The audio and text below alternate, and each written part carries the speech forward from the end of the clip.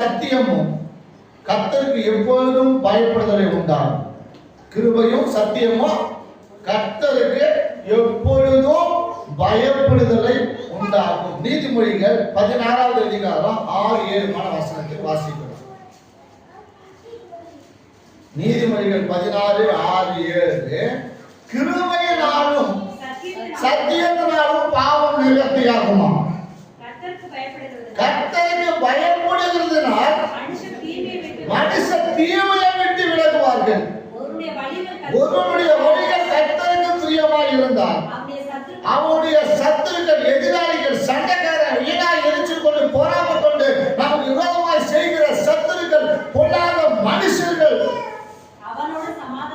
நம்மளுடைய சமாதானம் கொடி கர்த்தர் செய்வா. அப்ப கர்த்தருடைய வழி எப்படி இருக்கணுமா? அவருக்கு பிரியமா இருக்கணும். நம்முடைய வழி எப்படி இருக்கணும்? அவருக்கு பிரியமா இருக்கணும். எந்த நேரமும் பக்கத்து வீட்டுக்காரன், எதிர்த்து வீட்டுக்காரன், பின்னாடி வீட்டுக்காரன் பார்த்து எந்த நேரமும் நம்ம யாரை பார்த்துட்டு இருப்போம்? சாத்தானா பார்த்து இருப்போம், பிசாசம் பார்த்து இருப்போம், சண்டைக்காரனாவே பார்த்துட்டு இருப்போம். நம்ம யாரு? வேறுதான் கிறிஸ்தவம் கிடையாது, ஆதிபுரிய கிறிஸ்தவம் கிடையாது. இப்போ ஒரு ஒரு ஒரு ஒரு கதை சொல்றாங்க. என்னடா, பாவம் பெருத்த இடத்துல என்ன செய்யுமா? கிருபை பெருக்குமா? ரோமர் 5:20 யாருக்கு அப்படின்னு நான் சொல்றேன். 5:20 மேலும் மீறுதல் பெருகும் படிக்கு நியாய பிரமாணம் வந்தது. அப்படி இருந்தும் பாவம் பெருகிற இடத்தில் கிருபை அதிகமாய் பெருகி. யாருக்கு? யூதர்களுக்காக. இது யூதர்களுக்கு சொல்லப்பட்டது.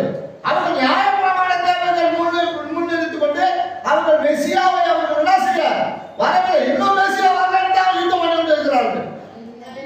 அவர்கள் கிறிஸ்தவர்கள் கிடையாது, யூதர்கள் கிறிஸ்தவர்கள் கிடையாது.